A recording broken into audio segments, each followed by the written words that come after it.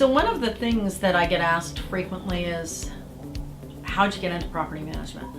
What attracted you to property management? Because if you go back 28 years, it wasn't really a known concept. And I was bred young as an entrepreneur, and my first businesses where I used to buy and fix up and then sell coin laundromats. And it was a very lucrative business. The problem was, in order to really do well, you didn't always go in the best areas. And for a young lady, it probably wasn't the safest way for me to make a living. So I moved on into what I call traditional real estate, which is the buying and selling of properties. I started acquiring my own investment properties, and I worked with a number of investors, and I found that there was a real need for what we do. And that was managing these assets for these investors.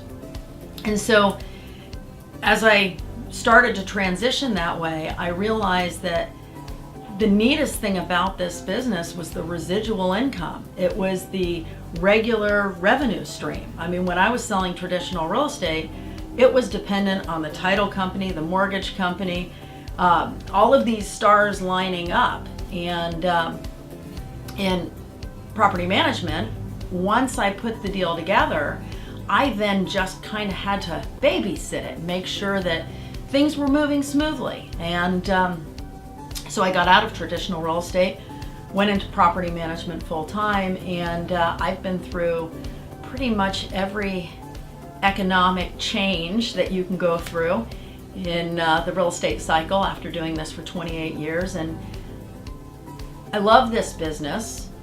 It's a great residual income if you do it properly.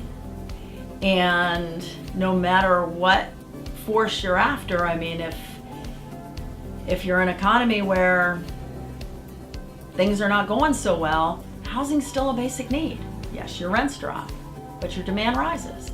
And if you're in an environment where everything is selling off the shelves and there's not a lot of surplus, well then guess what the housing prices do?